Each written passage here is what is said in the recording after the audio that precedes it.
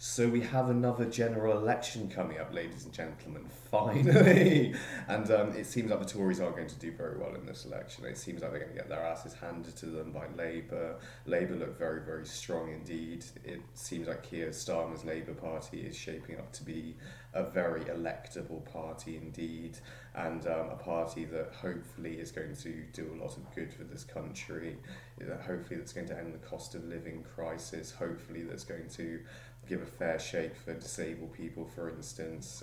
Hopefully it's going to do away with these austerity-style policies that have been put in place by the Conservatives and have been destroying quality of life in this country over the past 14 years. And hopefully we can look more optimistically on the future and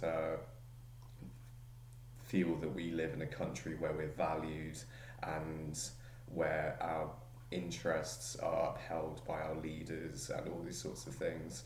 And it's a difficult time because I mean a lot of people on the left, I think they're very suspicious of Keir Starmer now, and a lot of the people on the left who are suspicious of Keir Starmer are the sorts of people who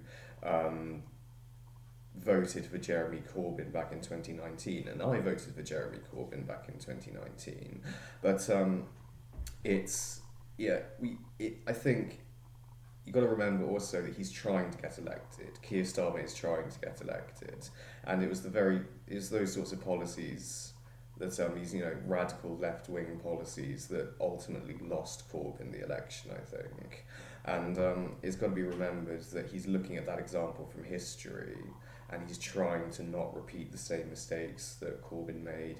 He's trying to get everyone on side with Labour and doing the more important legwork of repairing the country, repairing the economy, and so on.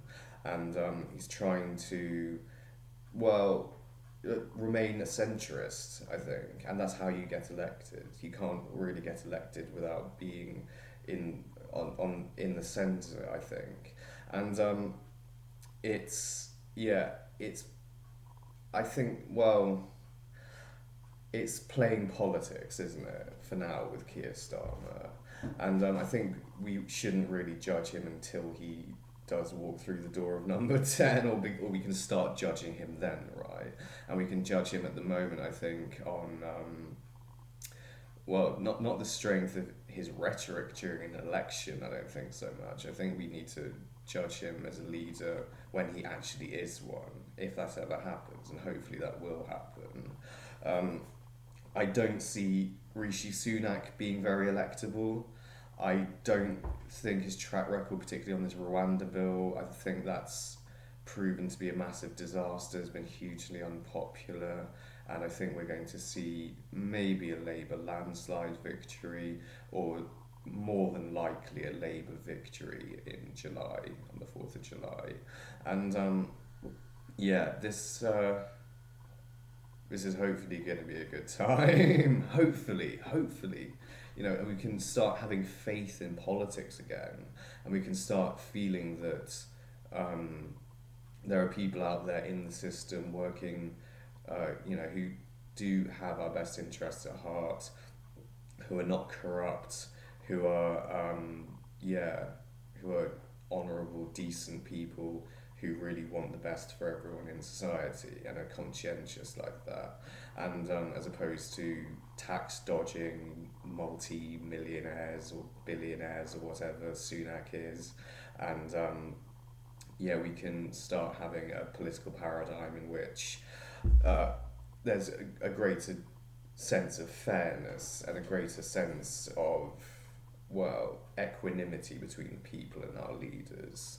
And I think that the best outcome of this election is probably a Labour government. So I'll be voting Labour again if I get the chance to vote Labour, which I should do, because you need photo ID now. However, I don't have a passport, and I need to get one of those stupid voter ID things so I can go vote on July the 4th, which is actually coming up quite soon, isn't it? It's just over a month's time now.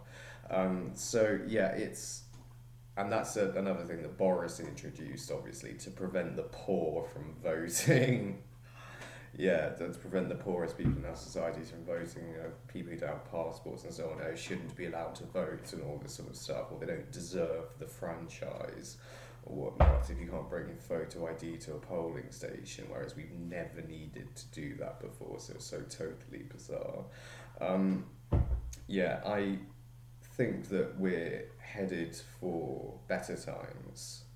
I think this seems to be tentatively, a move towards a brighter future for this country, and I think we deserve that. I think after everything that we've gone through, after all the austerity we've gone through, the cost of living crisis, Brexit, everything else that the Tories have done to this country, I think we deserve better, and I think we deserve less inequality in society, more socio-economic equality, and greater fairness in the redistribution of wealth and the balance of income between different social strata within our societies, and we deserve better, really, and we can have that, I think, and I think Keir Starmer is going to deliver that for us. I don't think he's going to do what a lot of people on the left are saying he's going to do, which is just adopt Tory-esque policies while he's in power to try and keep himself in power. I think he's adopting some Tory-esque style rhetoric at the moment. I think he's saying that what he's going to do is kind of much like what the Conservative Party have been doing over the past several years. Because, well, he wants to get elected. He wants to catch floating voters who are disenfranchised or disaffected by the Tory party. Really, all this pool of people who are voting for Reform UK who would have been otherwise voting Conservative. He's trying to catch those people and get them to vote Labour. He acknowledges that all the people who historically vote Labour are going to vote Labour anyway, so it doesn't really matter, when it comes to safe Labour constituencies or the safe Labour demographic, if you know what I mean. So he's, very much interested in targeting floating voters and, people who possibly haven't voted Labour before, and is very much trying to bring his policies in line, probably with something like what the centre-right are trying to do. But really what he probably will end up doing is what we'd hope anyway, this plan for the nationalisation of the energy companies. I like that very much. I think that's a very, very good idea, very important idea. Bringing down the price of energy, it affects everyone from businesses to households. The prices of goods and services depends upon that. To a greater or lesser extent relies upon energy prices and various other things. But it would impact the cost of living to a very great extent if you bring down energy prices. It's a very good idea, I think, to nationalise the grid again, and hopefully have old school Labour socialist policies and not the neoliberalism of New Labour, and to establish a kind of a new left-wing paradigm whereby we are looking to have fully nationalised social institutions, such as rail networks, buses, energy, these things, these very, very important public services, utilities and so on, that we rely on greatly here in the UK, and everywhere relies on them, obviously, and that have a direct influence upon the cost of living. And it's a good time, I think. It's a good, it's not a good time currently, but I think it's going to be a good time. I think we can look towards the future optimistically, and with a sense that not everything is doom and gloom and fear and dread. And I think the Tories have had their innings at this point. I think most people, except the most dogmatic and hard line among the right wing, have come to acknowledge this. The Tory governments, the successive Tory governments over the last 14 years, have been failures.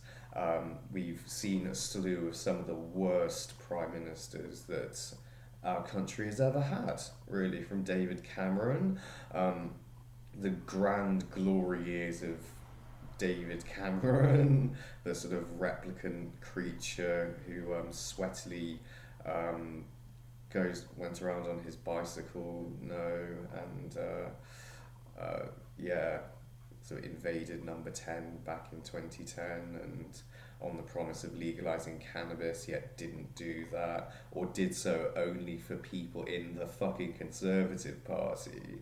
Literally, it was for the husband or something of a Conservative member of Parliament whose legal cannabis business was given the green light, whereas everyone else's attempts to apply for a license to cultivate cannabis in Britain has been refused, unfortunately. And we can start having more rational approaches to those sorts of policies. Hopefully, Keir Starmer does see the good sense in adopting a liberal approach to cannabis use, and is going to pursue policies of decriminalisation or legalisation. We would hope that anyway, as opposed to yet more draconian legislation introduced by the likes of the Tories. And this should be, it should sort of lower the climate of fear, particularly in the poorer, more deprived regions of Britain, and should prevent, greater levels of health problems, psychosis, and so on, and should save us money that way, and should lower crime, obviously, as well, if we were to legalise cannabis. And decriminalise drugs in a more general sense, I think, would be a great benefit to our nation. And though he's not overtly pursuing such policies, and the reason why I think Starmer is not currently overtly pursuing such policies is because he's not yet in power. I think he's very much looking back towards the Jeremy Corbyn election, 2019, seeing Jeremy Corbyn coming out with all these great, grand policies that he wanted to pursue, such as abolishing tuition fees and so on. And I think Corbyn said he was going to legalise cannabis at one point or another. And none of that stuff works for him. None of it got him elected. So unfortunately, Starmer very much has been learning from this example in history, more than likely, I'd have said, and is pursuing policies that fall more within the standard field of leftist centrist doctrine, and is running his campaign on that. But I'm afraid to say it does come down to a lesser of two evils, obviously, does it not? And Starmer doesn't seem to be promising the world, which makes him very appealing to me, actually. It makes him very appealing to me as a potential leader. What he's promising seems to be well within the realms of possibility, well within the realms of policies that are actually implementable and sustainable. And it's, I think, a mark of there's a great degree of integrity there. And I think I look upon Keir Starmer as someone who I respect, someone who has a great deal of integrity, seems very prime ministerial in any case, and seems to, not be kind of another sleazy, oily, grubby, Etonian, conservative type, like Boris or Cameron or the others who've had their little puns at being prime minister at this point. And I think Sunak has a very, very big challenge on his hands. If Rishi Sunak gets elected again as Prime Minister, I'll be very surprised. I'll be very, very, very surprised if he wins at this point. Just considering everything that we've had to go through as a country under these people, and just considering the mismanagement of COVID and Brexit and austerity and HS2 and the constant arbitrary nonsense that has been coming out of these people's traps, and then there's the Liz Truss fiasco and this sort of stuff, and tuition fees in the first instance, putting generations of people into huge amounts of debt for daring to attend university, and of which I've been a victim, obviously.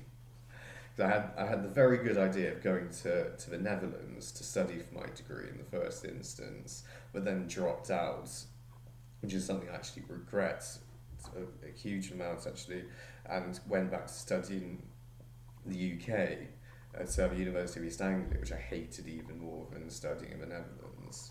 But and then at UE, which I didn't like particularly either, and had a bad time here at university, but nonetheless got into huge amounts of debt because of it. Yeah, and that's not really a great thing to have hanging around your neck, is it, as a young person trying to make their way in the world? Huge amounts of student finance debt. But there we go, it is what it is, so they say. And it's a sort of travesty that we've had to live through. And I think I'll close on this statement. Over the last 14 years of my life, I've seen this country become demonstrably worse. It's become palpably worse here, tangibly harder, more austere, prices rising, everything just not working as well as it used to. And I kind of look back on the days of New Labour under Tony Blair actually with kind of rose-tinted spectacles, because I think those were better times. I think it was a far better time under Tony Blair. I think Blair, compared to Cameron, was actually a pretty decent Prime Minister, dare I say, right? In spite of the Iraq and Afghanistan wars, in spite of, well, that's the only thing that I would disagree with Blair on. That's the only thing that I dislike about Tony Blair, the fact that he went to war in Iraq. But then again, he had a huge amount of support for it at the time. There was loads and loads of people, among whom was intellectuals like Christopher Hitchens calling for war in Iraq and the removal of Saddam Hussein from power.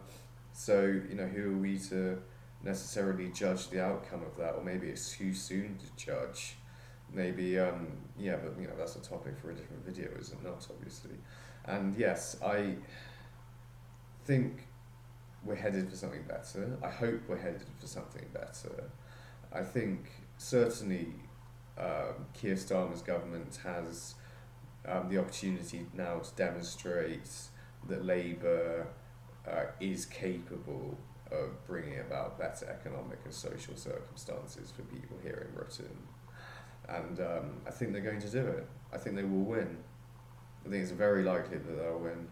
And I think if and when they do win, they can turn this around and they can make this place a better place to live, and they can help people and run the country conscientiously and with a sense of fairness and with a respect for people, and that there can be equanimity there between the masses, so-called, and our political leaders. And I have optimism, I think, for the future.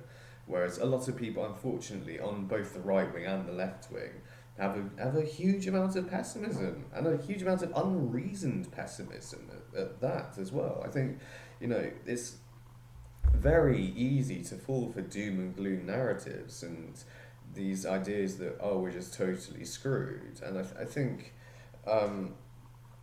just believing that we're totally screwed kind of blinds us to what we can do in the moment to repair the country, even in our own lives.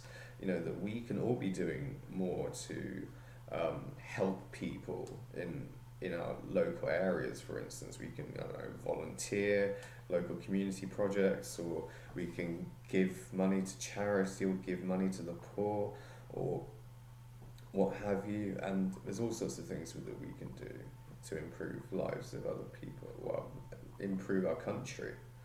And it's I think I